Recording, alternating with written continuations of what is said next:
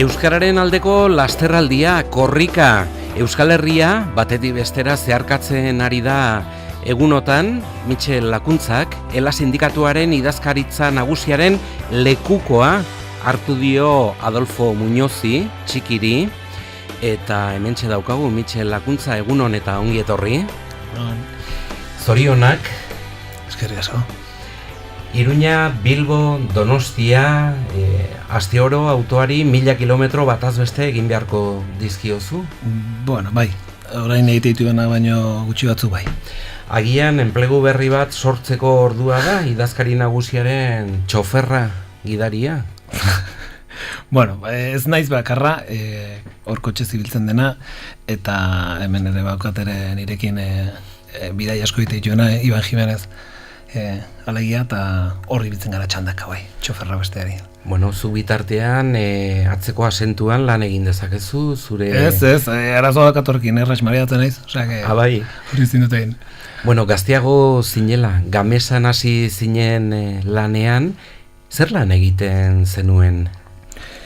Gamesa dia haize errotak, eta, bueno, nik elektronika ikasi nuen, eta, bueno, oso gazte 20 urteekin edo hasi ginen lanean, enpresa berri bat zen, orduan Iruñan, orain Gamesak baduka izen bat, garai hartan oso enpresa txikia zen, hemen Ezkabako, Erreniagako barkatu jarri ziren lehendabiziko haize errotak, eta horretan ibili ginen. Eta haize errota horietan gora eta bera ibiltzen zinen? Ez, guk Agustinosen horko poligono batean egiten genuen lan, guk montatzen genituen, nola baitere goiko parteak, baina ez kanpoan ez nintzen ibiltzen ez. Gamesa izan zen, zure unibertsitate txikia langile munduan?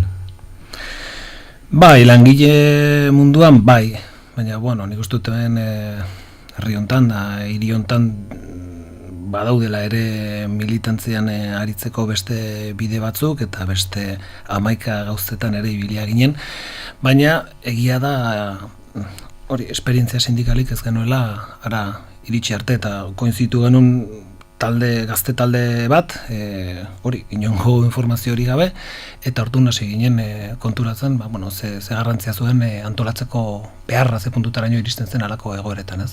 Joan da Adolfo Muñoz, eta hasi da zure aroa, Mitxel Lakuntzaren aroa, baina behin eta berriro esaten duzue eredu berdinari eutsuko diozuela, kontraboterea, hori da ari nagusia. Kontraboterea aipatzen duzuenean, zertaz ari zarete zehazki? Kontrabotereaz ari garenean esan eguna da instituzioetatik eta potere instituzional hoietatik aukera gutxi ikusten ditugula. Eta beste toki batzutan bilatu behar ditugula gure aukerak. Eta aukera horiek daude, batez ere leno esaten izun bezala, jendea antolatzen ez, eta hori ematen da, lanzentruetan, sektore guztietan, eta nola baitere hortikan, gure egin beharrekoa hortikan sortu behar da. Horrek baldintzatzen du sindikatu baten estrategia goitik bera, batzutan hemen bi eredu daude, ez? Eredua batean adibide moduan jartzen dena, ez? Elkarrizketa sozialarena hitza berez ere nahiko presentagarria da, baina gero beste kontua da hor barruan hor baitan zer egiten den, ez? Baina hemen Nafarroan ezagutu dugu eredu horrek zer ematen duen eta Euskal Autonomia Erkidegoan ere bai, ez? Eta oso zaila da maioitan esertzen direnan patronala, gobernua eta sindikatuak lorpen bat bera ere aurkeztea. Ez? Guk beti esaten diogu, seri behar duzue maioitan, dugu badakigu aspaldianik, hor gure gaiak ez diela egongo. Eta hori propaganda besterik egiteko ez duela balio eta gainera maioik utxik daudela. Ez?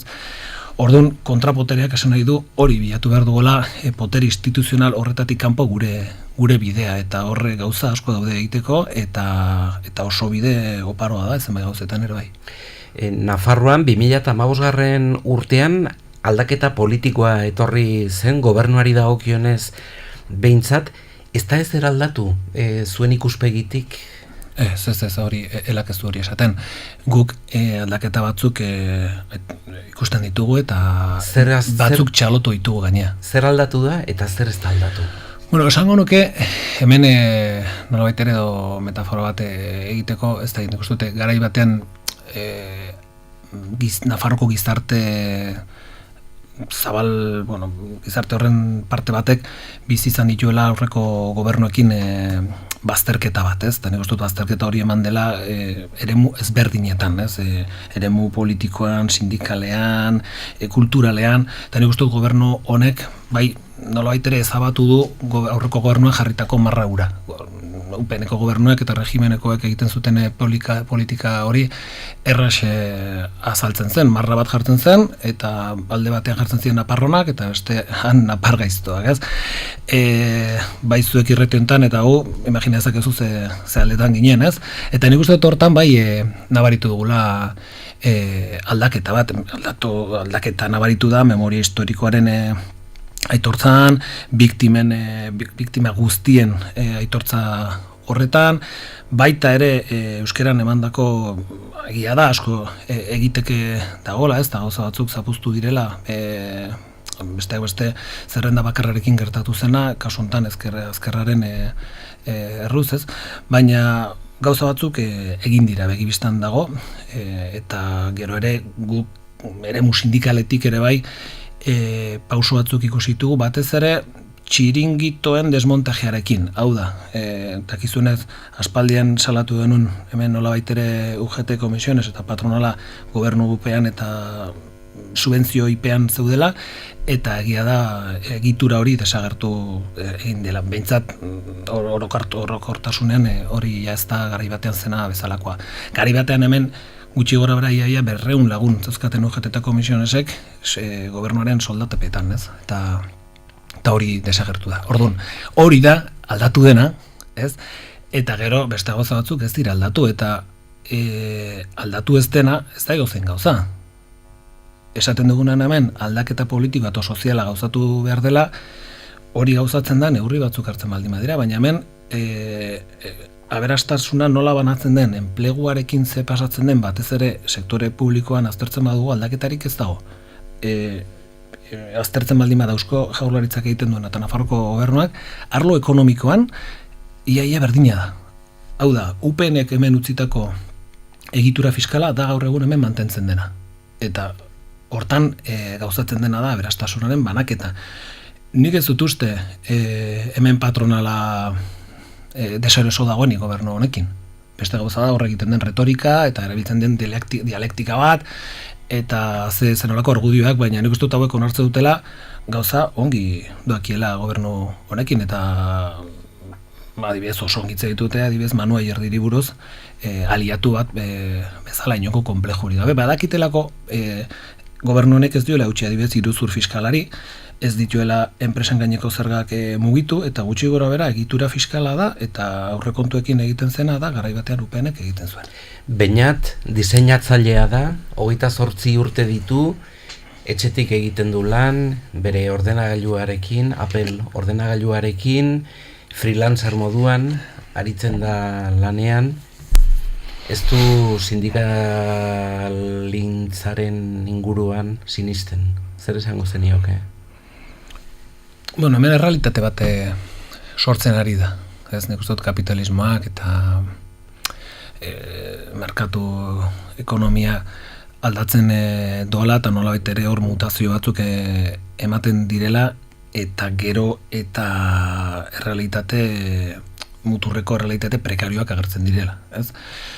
Eta hemen ematen ari da azkenengo urte horietan errealitate hori, eta ematen lehenguan artikulu bat irakurtzen nuen, ez? Nik uste dute zenbait sektoretan garrantzi gehiago ematen zaiola nolabait ere elikatzen da gaitasun hori, zuk gaitasun daukazu sormena egiteko, aritzeko, eta ez pentsatu hainbeste zure lan baldintzetan, ez?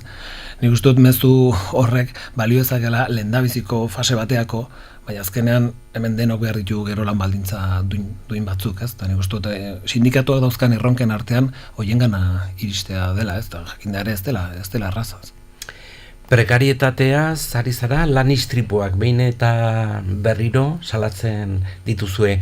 Horretan aurrera egin dugu edo bere horretan jarraitzen dute? Emaitzak esku artean? aurreko urteekin alderatzen badugu hor ez da aldaketirik izan, hemen Nafarroan gainera zenbait parametrotan okerrago gaude, ez. Horre relazionatuta dago ziklo ekonomikoekin ere bai, ez, zenbat eta jende gehiago lanean gero eta istripu gehiago pasatzen dira, ez, horre konstante bat ematen da, baina gero ere hemen gauza batzuk lotuta daude lan merkatuaren prekarietate horrekin, ez, eta hemen autu bat dago, estrategia da edatzea prekarietate hori, hortikan jasotzen dilako etekin batzuk, beste modu batean banatu beharko lirateken etekin batzuk dira, eta horri aurre egiten ez zaion bitartean oso zaila da lan osasunen pauso nabarmenak ematea, gero jakinda ere gainera inbertsioa ez dago nahikorik horretan, ez ere monetan. Zer da soldata duin bat?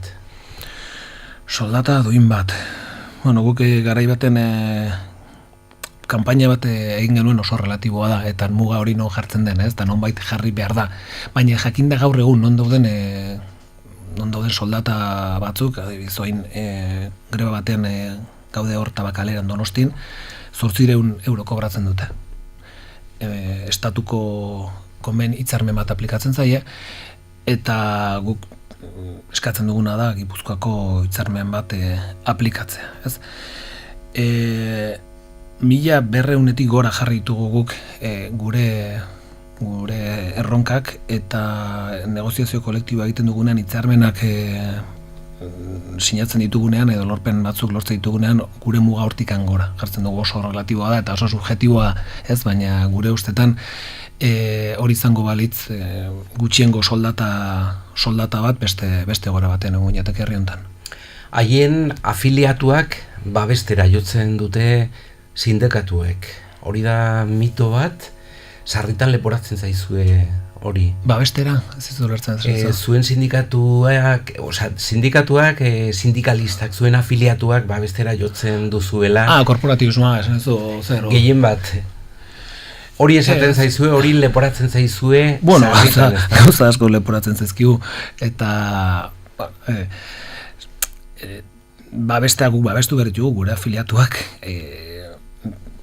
besterik gure lan lehentasuna hortan eman behar dugulako. Diote, jendea sindikatura etortzen da, afiliatzen da, eta esaten barazoa dugu. Eta ez dugu esango, bueno, segi beste ate horretatik ez, abez esate izuten urrengoak ez.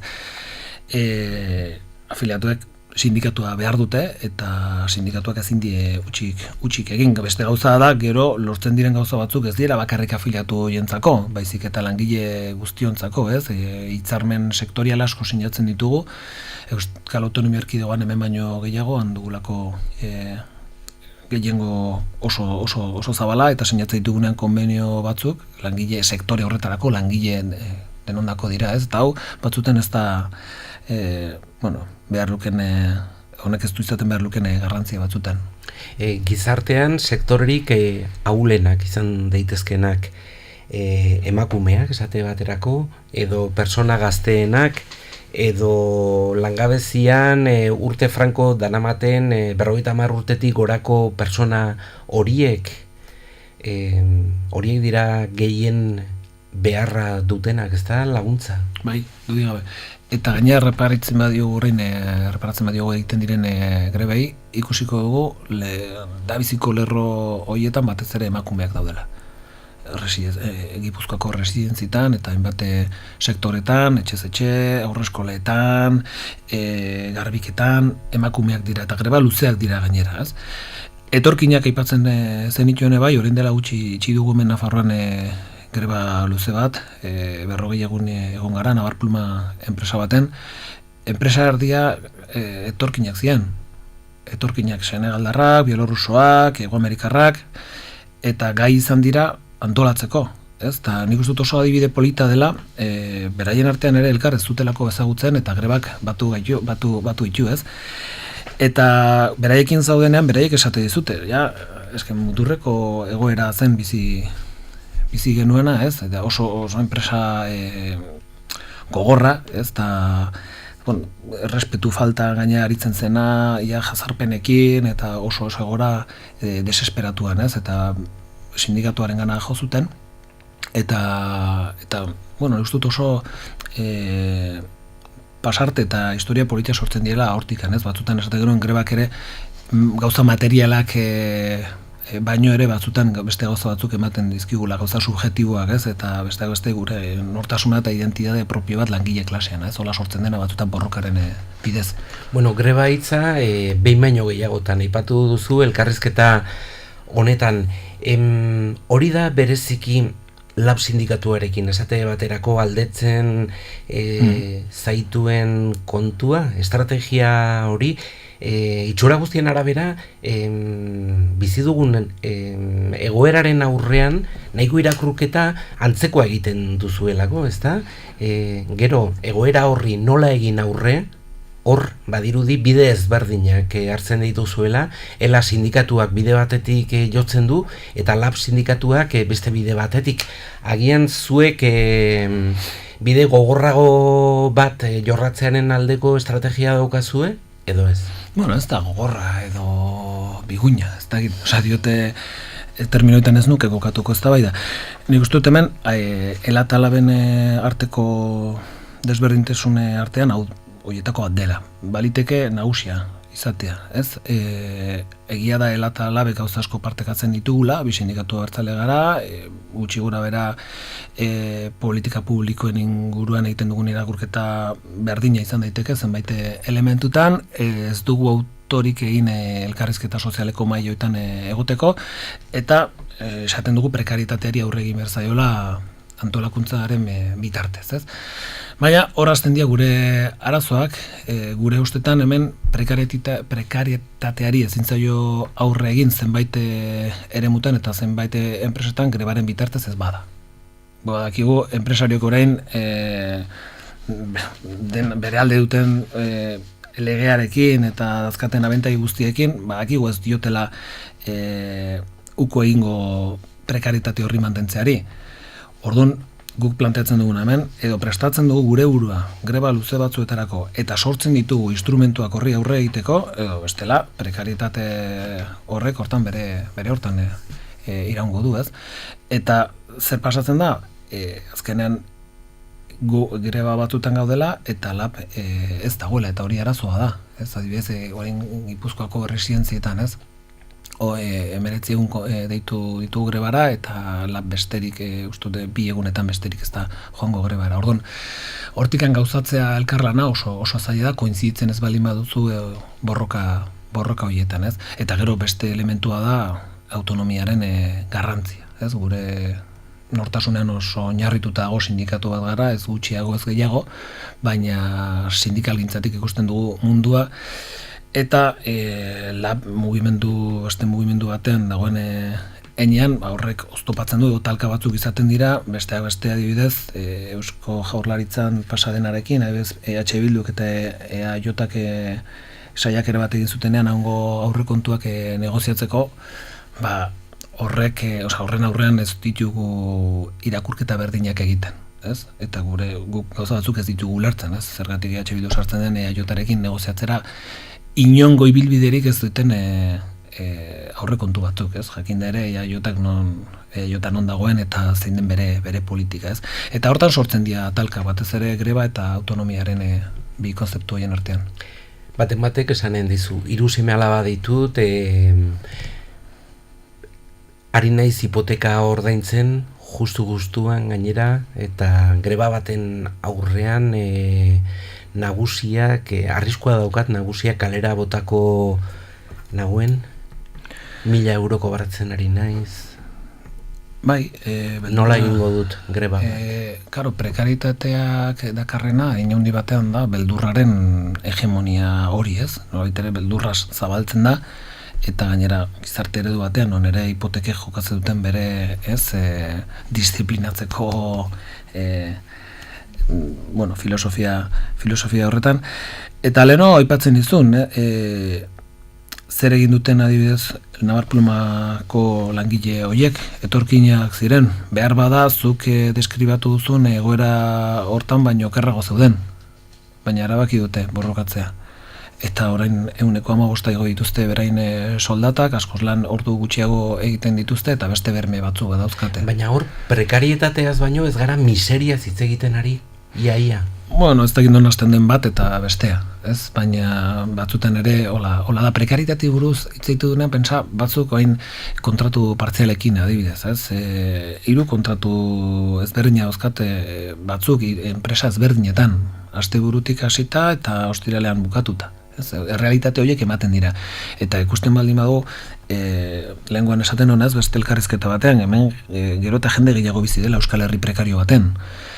Eta ze pasatzen da horrekin, batzutan guk ez dugula ikusten horren isla zenbait komunikabietan eta zenbait diskursotan, ez? Hemen bai gobernu batzuk eta beste batzuk duten diskursoa da, hori oasi batean bizi garela, eta egunero irekitzen ditugu gure lokalak, 400 lagun dauzkago egunero enpreseta joaten dira eta lan zentrutara, eta horiek esaten digutena ez da, hemen kontatzen dena, eta zuk lehen aipatu dituzu gazteak, ez, alkilerrekin ze pasatzen ari den, ez, alkilerrek gora dute, eta inork ez du inongo mugari jartzen, 1.000 eurotik gora daude ja zenbait tokitan, ez, eta pixkat bueltatu zuk esaten zenuen beldurra guk esaten duguna da taldeka hobeki egiten zaiola aurre, ez, eta sindikatua da nolabait ere taldean aritzeko ariketa bat. Felix zuzendari egin dute, baino Ainhoa ez da iritsiko zuzendari izatera, hori ere gertatzen da. Eta zen eizu irakurketa laborala egitea, ascensoen inguruan. Ezu, kristalezko sabaia. Bale. Bai, nik uste dut hemen, hori da zati bat, ez? Nik uste dut feminismoak planteatzen dituen erronken artean gauza batzuk oso modu egokian jarri dira. Edo Felixek eta Ainhoak lan berdina egin, eta Felixek gehiago kobratu. Hori ere gertatzen dela. Bai, esan nahi zuen, hori sindikatuok eta feminismoak ere duen eztabaida baten barruan zati bat da. Ez? Gero beste gauza da, hori diote horren alde borrokatu behar da, eta batez ere feminismoak planteatzen duena da diskriminazioaren eta desberdintasunaren kontrako ariketa bat eta estrategia bat, ez? Eta nik uste dut hori azkenengo martxoak 8 ere planteatzen dena hortikan joan dela, ez? Egia da azkenengo urtetan indar gehiago eman diogula zaintzaren inguruan ematen diren desberdintasun hoiei, baina gero ere lan munduan lehen aipatzen izun, ez? Ez da kasualitatea, ez? Badaude sektore batzuk emakumearen izena dutenak, oso feminizatuak daudenak, zaintzarekin ere lotuta daudenak, eta hortikan saiatzen ari gara. Batez ere horregatik ez da kasualitatea hor batez ere lehendabiziko lerroan emakumeak izatea. Bueno, eta Skip, Mistol, Pato VC, Dodotis, etxeko lanen hitzarmena ere noizbait egin beharko da. Eta sindikatuek ez dakit egon beharko dute horrere. Bai, edo zientzia fikzioa da hau. Bai, horre aritzara etxeko langilei buruz edo bakoitzak etxean daukan ardurari buruz. Denetaz, ari nahi. Denetaz. Etxean dauden lanetaz, ez? Bai. Bueno, pues ari horretik tiraka gaina beste horri helduko diote lehendabizitz. Bueno, nik uste dut hemen planteatzen dena da, hemen gero eta modugarri jotean denon ardura dela, eta horretan ez dago inongo zalantzarik, ez? Eta hor denoko gauzkagu gure kontraesanak eta egin beharrekoak, ez? Nik uste dut beti, oin ikastaro asko egite ditugu, beti hor gizone bat ateatzen dena esatea, nire etxean ez dago desberdintasunik, hau beti hola ongi egititulako, eta bueno, nik uste dut asko dugula aldatzeke eta bakoitzaren ohitura horietatik abiatzen dela, ez? Gero beste ariari helduz, nik uste dut ere beste sindikatu dazkan beste borroken artean daudela etxeko langileena, ez? Ikustezinak diren langile horiek, ez? Internak daudena zenbait etxetan eta realitatea oso muturreko realitatean, ez? Ta lengoan martxoak 8 gaina ekitaldi bat egin genuen halako langileekin, gehienak atzerritarrak dira eta oso hunkigarria da, benetan jasotzen zuenean halako testigantza bat, eta ze egoretan dauden, soldata kaskarrekin, lan baldintza kaskarrekin, baina gero ere errespetu faltak eta zenolako egoerak, abuso egoerak ematen dien alako egoeretan. Bueno, atzoko albiste batekin amaitu nahiko genuke minutu batean bada ere, ezta? Horko jendik dator notizia, aserrea, KSS lantokiaren atean, zuzendaritzaren utzikeria salatu dute, bertako enpresako langileek, ez dute sorpresa sartu, bertako zuzendariek iragarritako itxiera bazekiten gerta zitekela, hainbat lagun kalera joanen baitira. Bai, hemen gauza bat esan beharra ez da, esan dagoen, baina enpresa hontan gertatu dena oso adibide ona da kontatzeko hemen Nafarroan hain zuzen ere azken urteetan pasaden gauza bat. Hemen UGT eta komisionesek enpresa horten majoria duten, okerrezpa naiz, diskurso bat zabaldu zuten eta akordio batzuk itxi zituzten. Zer esan zieten langilei? Jetxi behar dituzue soldatak, jetxi behar dituzue zuen, kaskartu behar ditugu zuen lan baldintzak, bestela enpresak alde ingo du. 10.000 euroko galera izan dute, azkenengo urteetan, 10.000 euro, UGT eta komisionesek sinatu dituzten hitzarmenen hoien ondorioz, eta orain enpresak esaten du badoala. Behin eta berriz esan dugu, enpresa batek ez du alde egiten lan soldatengatik. Beti gehienetan beste arazoak izaten dira eta beste argudioak, ez? Baina hemen horregatik oso larria da gertatu dena, planteatzen dirako kaleraketak, baina baita ere nola kudeatu den guzti hori, ez? Eta bueno, nik uste dut hemen planteatu behar dena mahai gainean da proiektu industrial bat, ez da enpresa bakarra Nafarroan eta hortaz hitz egin behar da enpresarekin. Mitxel Lakuntza, ELA sindikatuko zuzendari nagusi berria, idazkari nagusi berria. Suerte handia eta nahi duzun arte ongi izan. Eskerrik asko. 1, 2, 3, 4! Metropoli Forala, Euskal Herria irratian.